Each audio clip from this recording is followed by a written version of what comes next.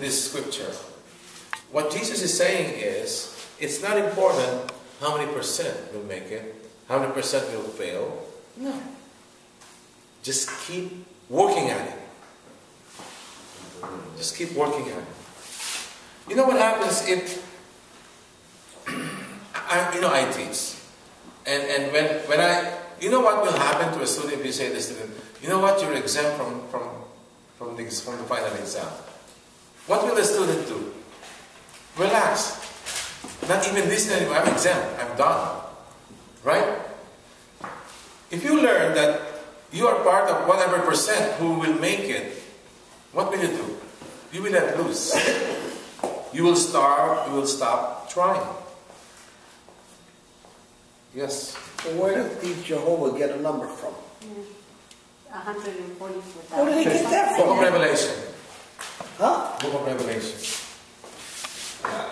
Just keep. This is not easy.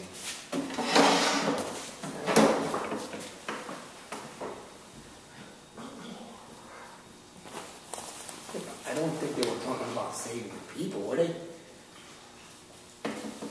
Just keep working at it. It's not important how many will be saved, not many will like it. The 144,000 is in the book of Revelation. That's the total number of Christians, early Christian Jews that became Christians. So how do they... What do they Unbelievable. Please ask them. I don't want to ask them anything. You know, There's no salvation. According to the Bible, because they don't take Jesus as Lord, they don't believe in the divinity of Christ, it doesn't look good for them. You cannot judge, but based on that, it doesn't look good. You know, before I started coming to church more often, a co-worker, she's a Jehovah, and you know how they speak to you nicely, and at first I was like impressed at the things they quote the Bible, but as I started working with her more often, it's all just a show. You know, they have no clue what forgiveness is, and it's disturbing. But now that I know more. Well, what it is they have a script that they follow. Oh yeah, they. If you deviate from that script, they're lost.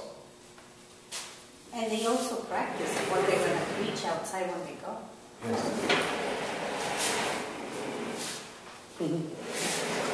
They have like theater scenes that they would actually go and people watch them and say whether they're going to be preaching correctly or not. Yeah. It's something else. You see them in Penn Station. I think they're also in Port Authority in New York. They're all over. Where many people they would be holding their awake. Thursday. God desires to draw us to Himself. Yesterday was Mission Sunday. Yes. Yeah. Persevering in the mission, a heart open to others, pray for those who persecute you. Sounds familiar? The same as the other side. You see the connection between this and this is Luke 13.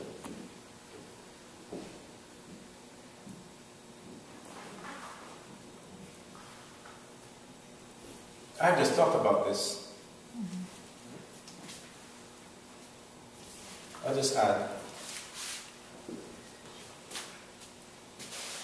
When you hear the word mission, what comes to mind? Helping. To help.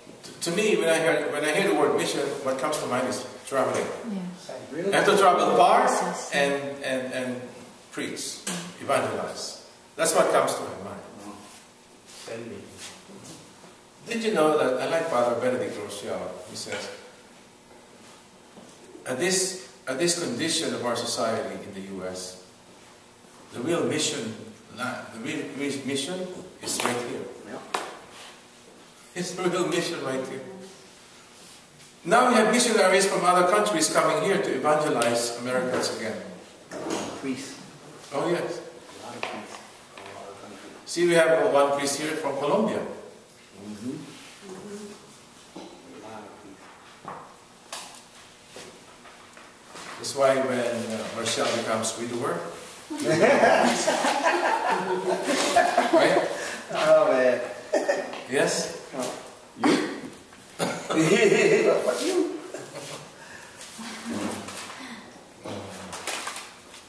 I'll never marry again. That's for sure. That's good. That's a big. Never do it again. One's enough. The warranty was taken. Oh yes. Not again. No. Nunca. Nunca. The warranty was taken away. All of us. Do not think that. See, a lot of people. I give money in the envelope. That's it. That's my role in the mission. Wrong. All of us have obligation to evangelize. All of us.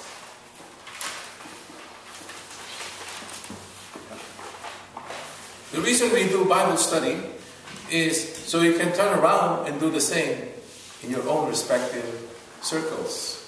You know that? Are you doing that? You know, I have a student in Orlando. She's the only one who speaks English in the family. And what she does is, every week after the class, she would have her family gather together, including the husband, and she would do the exact same Bible study in Spanish with them. I sincerely encourage. I send her materials, special materials. You know, other than what I send you, I have other special materials. Oops. Well, I send her materials. So this for all of us. It's not just for the missionaries. All of us. Some of us, our mission is our own family. You know that? Don't make your dog your mission. It's got to be a Catholic dog. Has to be people. Pray for dogs, or you know that. Friday, Luke 6. What do you know of these characters? I gave them to you before. Who's St. Jude? That's the guy who helps you when you lost something. Come to find it. That's St. Anthony. St. Anthony. Oops, wrong thing. This is St. Judas Thaddeus. Yes. That's not the traitor. No, No. he's the Papa. Did you know that St. Jude is the author of the book of Jude in the Bible? He is a cousin of Jesus Christ. I was going to say that. I gave them to you. I show you the relationship between the apostles. And what about Simon? He's the second Simon of the 12. Who is the first Simon? Peter. Peter. Peter is the first Simon. He's the second Simon. What was Simon? What was he? He was a Fisherman? no. He was a zealot. Is that Simon of Cyrene? Simon Hussein? Of Cyrene? No. Simon of Cyrene? No. That Simon of Cyrene became a bishop. You know that? His son became bishop too. He became converted after he carried the cross. Well, that's someone else. This Simon is a zealot. You know what the zealot was? These are the rebels of the time. They're the armed rebels. They want to overthrow Rome By force. by force, yeah, using violence. They want to kill Jews. They wanted to kill him. The zealot wants to kill Jews who connive with the Romans. And guess who among the 12 was that? Who was a Jew who was conniving with the Romans? Matthew. Matthew. He was a tax collector for Rome. And Jesus took Matthew and Simon too. The reason I talk about them is their feast on Friday. You know that? Feast of Simon and Jude. Now, when you enumerate the apostles, they will always come very far late. They will be way at the bottom. Right? They are in the supporting role. Like in the movie, not everyone can be the lead character. There has to be some supporting roles. And Simon and Jude are in the supporting roles. Now, the reason I put impossible cases here is this. Well, yeah, but Simon first. With Simon, he was a zealot. You know, a zealot believes in killing people. They would kill people to free them from Rome. And it's impossible case, because Jesus had taken Simon the zealot, and what the message here to us is, there's a way to change hearts, even those who have been hardened. You understand?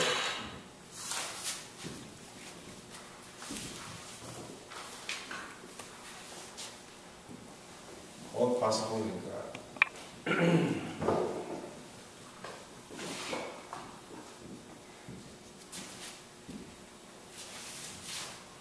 Impossible cases become possible with God.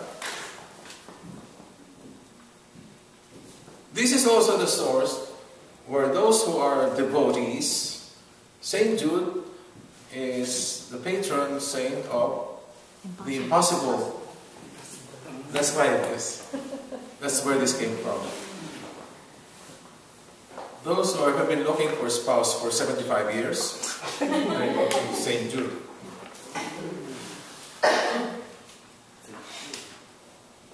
But if you have doubts, still nothing.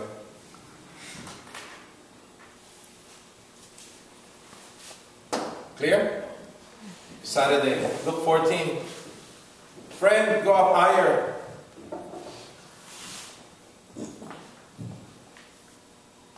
Earlier, Luke 14. I was talking about people who talk about themselves all the time. Oh, I tell you. If I'm on my cell phone becomes very, very hot. Then I'm on the cell phone a long time. And some people just won't stop talking. There are people like that. And they want to talk about themselves. You know what indicates when you want to talk about yourself all the time? Insecure. Self-love. Selfishness.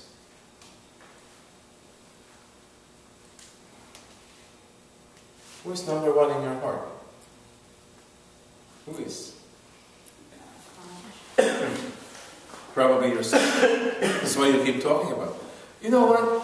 When God is number one in your heart, every time you speak about God.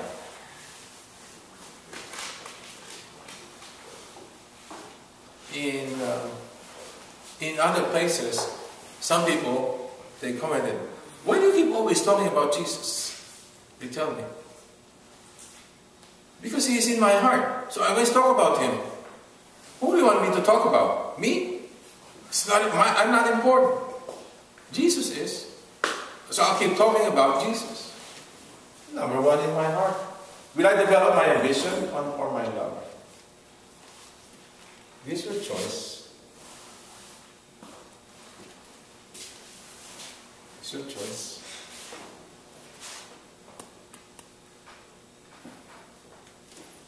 Why go higher? Put God first. Understand? This word higher means putting God first.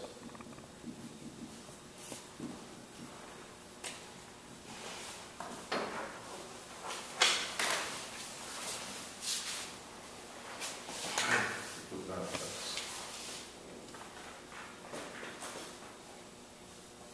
And next Sunday, preach and practice. This is for those who do the catechism classes.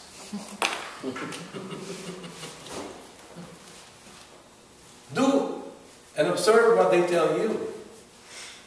But don't do what they do. So Jesus says, right? To the Pharisees, listen to what they say. Observe what they say, but don't do what they do. Because they lack in true servanthood. True servanthood. The Gospel, Matthew 23, talks about who is the greatest. The greatest is the servant of all.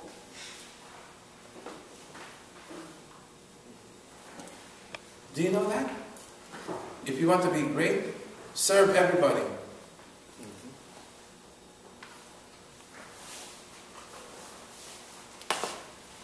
There's a big connection between humility and exaltation. If you want to be exalted, you have to humble yourself. Because if you exalt yourself, you'll be humble. Did you know that that's next Sunday's Gospel? It's the Gospel next Sunday. Matthew 23. Humility. I see humility here. I see humility here. It's everywhere. Just like prayer.